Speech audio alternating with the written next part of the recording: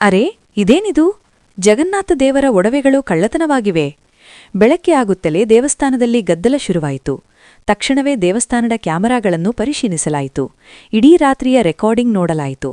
ಆದರೆ ಆಶ್ಚರ್ಯದ ವಿಷಯವೆಂದರೆ ಯಾವುದೇ ಕ್ಯಾಮೆರಾದಲ್ಲಿ ಯಾರೂ ಒಳಗೆ ಬರುವುದು ಅಥವಾ ಹೊರಗೆ ಹೋಗುವುದು ಕಂಡುಬರಲಿಲ್ಲ.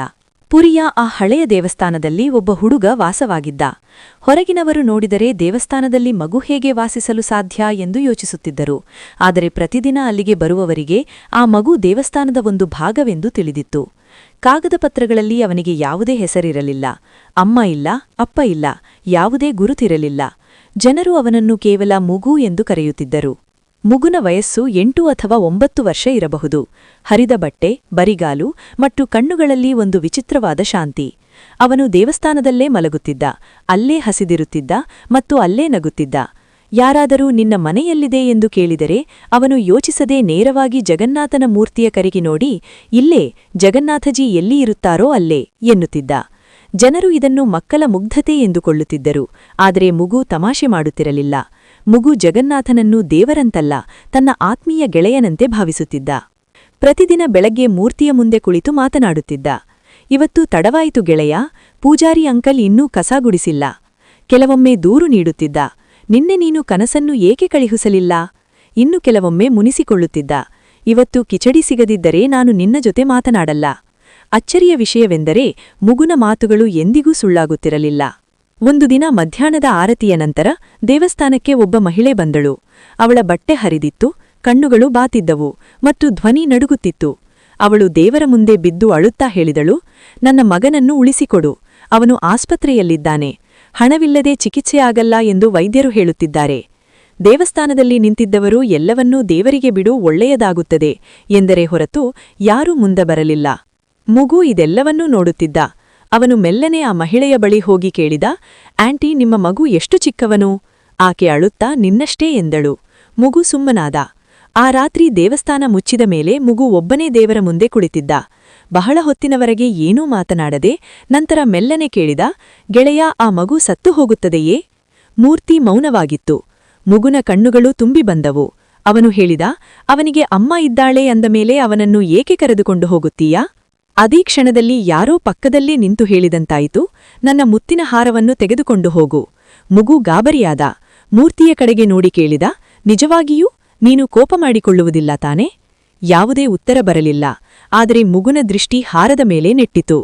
ಮರುದಿನ ಬೆಳಗ್ಗೆ ದೇವಸ್ಥಾನದಲ್ಲಿ ಹಾಹಾಕಾರ ಎದ್ದಿತು. ಪೂಜಾರಿಗಳು ಕೂಗಾಡುತ್ತಿದ್ದರು, ಅರೆ ಇದೇನಿದು? ದೇವರ ಮುತ್ತಿನ ಹಾರ ನಾಪತ್ತೆಯಾಗಿದೆ. ಕ್ಯಾಮರಾ ಚೆಕ್ ಮಾಡಲಾಯಿತು, ಆದರೆ ಯಾರೂ ಬರುವುದು ಹೋಗುವುದು ಕಾಣಿಸಲಿಲ್ಲ. ಆಗ ಒಬ್ಬ ವ್ಯಕ್ತಿ ಹೇಳಿದ, ನಿನ್ನೆ ರಾತ್ರಿ ನಾನು ಆ ಹುಡುಗನನ್ನು ದೇವಸ್ಥಾನದಲ್ಲಿ ಅಡ್ಡಾಡುವುದನ್ನು ನೋಡಿದ್ದೆ. ಎಲ್ಲರ ದೃಷ್ಟಿ ಮಗುನ ಮೇಲೆ ಬಿತ್ತು. ಮಗು ಏನೂ ಮಾತನಾಡಲಿಲ್ಲ. ಅವನ ಕೈಗಳು ನಡುಗುತ್ತಿದ್ದವು. ಅದೇ ಸಮಯದಲ್ಲಿ ದೇವಸ್ಥಾನದ ಹೊರಗೆ ಆ ಮಹಿಳೆ ಖುಷಿಯಿಂದ ಅಳುತ್ತಿದ್ದಳು. ಯಾರೋ ದೇವರ ಹಾರವನ್ನು ಮಾರಿ ತನ್ನ ಮಗನ ಆಪರೇಷನ್ ಮಾಡಿಸಿದ್ದಾರೆ ಎಂದು ಅವಳು ಎಲ್ಲರಿಗೂ ಹೇಳುತ್ತಿದ್ದಳು. ದೇವಸ್ಥಾನದ ಒಳಗಿದ್ದವರು ದೇವರನ್ನು ನೋಡುತ್ತಿದ್ದರು ಮತ್ತು ನಡುವೆ ಆ ಮಗು ಸುಮ್ಮನೆ ನಿಂತಿತ್ತು. ಒಬ್ಬ ಪೂಜಾರಿ ಹೇಳಿದರು, ಯಾರಾದರೂ ಮನುಷ್ಯ ಬಂದಿದ್ದರೆ ಕ್ಯಾಮರಾದಲ್ಲಿ ಕಾಣಿಸುತ್ತಿದ್ದರು. ಇನ್ನೊಬ್ಬ ಪೂಜಾರಿ ಮೆಲ್ಲನೆ ಹೇಳಿದರು, ಯಾರೂ ಬರದೇ ಇದ್ದಾಗ ಮಾತ್ರ ಹೀಗಾಗಲು ಸಾಧ್ಯ. ಜನರಲ್ಲಿ ಗುಸುಗುಸು ಹೆಚ್ಚಾಯಿತು. ಒಬ್ಬ ವ್ಯಕ್ತಿ ಕೇಳಿದ, ನೀನು ರಾತ್ರಿ ದೇವಸ್ಥಾನದಲ್ಲಿ ಏನು ಮಾಡುತ್ತಿದ್ದೀಯಾ? ಮಗು ಹೇಳಿದ, ಯಾವಾಗಲೂ ಮಾಡುವತ್ತೆ ದೇವರ ಜೊತೆ ಮಾತನಾಡುತ್ತಿದ್ದೆ. ಜನರು ಅವನನ್ನು ಕಳ್ಳ ಎಂದು ಹೀಯಾಳಿಸಿದರು. ಮಗು ಅಳುತ್ತಾ ಹೇಳಿದ, ನಾನು ಕಳ್ಳತನ ಮಾಡಿಲ್ಲ, ನಾನು ಮಾಡಿದ್ದೆಲ್ಲವನ್ನೂ ದೇವರ ಮಾತಿನಂತೆ ಮಾಡಿದ್ದೇನೆ. ಜನರು ನಗುತ್ತಾ ದೇವರು ಮಕ್ಕಳಿಂದ ಕಳ್ಳತನ ಮಾಡಿಸುವುದಿಲ್ಲ ಎಂದು ವ್ಯಂಗ್ಯವಾಡಿದರು. ಮುಖ್ಯ ಪೂಜಾರಿಗಳು ಕಠಿಣವಾಗಿ ಹೇಳಿದರು, ಸತ್ಯ ತಿಳಿಯುವವರೆಗೆ ಈ ಮಗು ಇಲ್ಲಿ ಇರುವುದು ಸರಿಯಲ್ಲ, ಇವನನ್ನು ಹೊರಗೆ ಹಾಕಿ. ಮಗು ಗಾಬರಿಯಿಂದ ಕೇಳಿದ, ನಾನು ಇನ್ನೂ ದೇವರ ಹತ್ತಿರ ಇರಲು ಸಾಧ್ಯವೇ? ಯಾರೂ ಉತ್ತರಿಸಲಿಲ್ಲ. ಅವನನ್ನು ದೇವಸ್ಥಾನದಿಂದ ಹೊರಗೆ ಹಾಕಿ ಮೆಟ್ಟಿಲುಗಳ ಮೇಲೆ ಕುಳ್ಳಿಸಲಾಯಿತು. ಬಿಸಿಲಿತ್ತು, ಬಾಯಾರಿಕೆಯಾಗಿತ್ತು, ಆದರೆ ಯಾರೂ ನೀರು ಕೊಡಲಿಲ್ಲ. ಒಳಗಡೆ ಪೂಜೆ ಶುರುವಾಯಿತು. ಜನರು ಸುಖ ಶಾಂತಿಗಾಗಿ ಪ್ರಾರ್ಥಿಸುತ್ತಿದ್ದರು. ಹೊರಗೆ ಮಗು ಅಳುತ್ತಾ ಕೇಳುತ್ತಿದ್ದ, ದೇವರು ಹೇಳಿದ್ದನ್ನೇ ನಾನು ಮಾಡಿದ ಮೇಲೆ ನನಗೆ ಯಾಕೆ ಈ ಶಿಕ್ಷೆ? ರಾತ್ರಿಯಾಯಿತು. ದೇವಸ್ಥಾನದ ಬಾಗಿಲು ಮುಚ್ಚಲ್ಪಟ್ಟಿತು. ಮಗು ಹೊರಗೆ ಕುಳಿತಿದ್ದಂತೆ ಚಳಿಯಲ್ಲಿ ನಡುಗುತ್ತಿದ್ದ. ಆ ರಾತ್ರಿ ಆಸ್ಪತ್ರೆಯಲ್ಲಿ ಮಗುವಿನ ಆರೋಗ್ಯ ಸುಧಾರಿಸಿತು. ವೈದ್ಯರು ಇದನ್ನು ಪವಾಡ ಎಂದರು. ಆದರೆ ಆ ಪವಾಡಕ್ಕೆ ಯಾರು ಬೆಲೆ ತೆತ್ತರು ಎಂದು ಯಾರೂ ಕೇಳಲಿಲ್ಲ. ದೇವಸ್ಥಾನದ ಹೊರಗೆ ಮಲಗಿದ್ದ ಮಗುನ ಮುಖದಲ್ಲಿ ಭಯವಿರಲಿಲ್ಲ, ಕೇವಲ ಸುಸ್ತಾಗಿತ್ತು. ಮರುದಿನ ಬೆಳಗ್ಗೆ ಮಗು ಪ್ರಜ್ಞಾಹೀನನಾಗಿ ಬಿದ್ದಿದ್ದ. ಅವನಿಗೆ ತೀವ್ರ ಜ್ವರವಿತ್ತು. ಅವನು ಮೆಲ್ಲನೆ ಹೇಳಿಲ್ಲ, ನಾನು ತಪ್ಪು ಮಾಡಿಲ್ಲ. ಒಬ್ಬನ ಪ್ರಾಣ ಉಳಿಸುವುದು ಮುಖ್ಯ ಎಂದು ದೇವರು ಹೇಳಿದ್ದ. ಮುಖ್ಯ ಪೂಜಾರಿ ಮಗುನ ಬಳಿ ಹೋಗಿ ಕೇಳಿದರು, ದೇವರು ಇನ್ನೂ ಏನು ಹೇಳಿದ? ಮಗು ನಡುಗುವ ಧ್ವನಿಯಲ್ಲಿ ಹೇಳಿದ, ಸತ್ಯ ಹೊರಬರಲು ಸಮಯ ಬೇಕಾಗುತ್ತದೆ ಎಂದು ದೇವರು ಹೇಳಿದ್ದ. ಅದೇ ಸಮಯದಲ್ಲಿ ಆಸ್ಪತ್ರೆಯಿಂದ ಸುದ್ದಿ ಬಂತು, ಮಗು ಸಂಪೂರ್ಣ ಗುಣಮುಖವಾಗಿದೆ.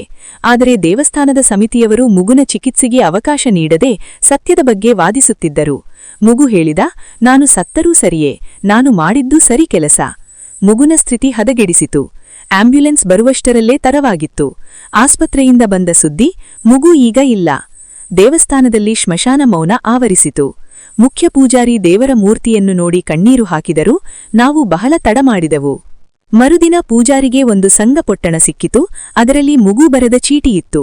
ದೇವರ ಹಾರ ವಾಪಸ್ ಬಂದರೆ ಯಾರಿಗೂ ಶಿಕ್ಷೆ ನೀಡಬೇಡಿ. ಒಳ್ಳೆಯ ಕೆಲಸದ ಪ್ರತಿಫಲ ಯಾವಾಗಲೂ ಬದುಕುಳಿಯುವುದೇ ಆಗಿರಬೇಕಿಲ್ಲ ಎಂದು ಗೆಳೆಯ ಹೇಳಿದ್ದಾನೆ. ಆಗ ಎಲ್ಲರಿಗೂ ಆಶ್ಚರ್ಯವಾಗುವಂತೆ ದೇವರ ಕೊರಳಲ್ಲಿ ಹಳೆಯ ಮುತ್ತಿನ ಹಾರ ಮತ್ತೆ ಕಾಣಿಸಿಕೊಂಡಿತು. ಈ ಬಾರಿ ಯಾರೂ ಜಯಘೋಷ ಮಾಡಿಲ್ಲ. ಎಲ್ಲರೂ ತಮ್ಮ ತಪ್ಪು ಒಪ್ಪಿಕೊಂಡು ತಲೆ ತಗ್ಗಿಸಿದರು.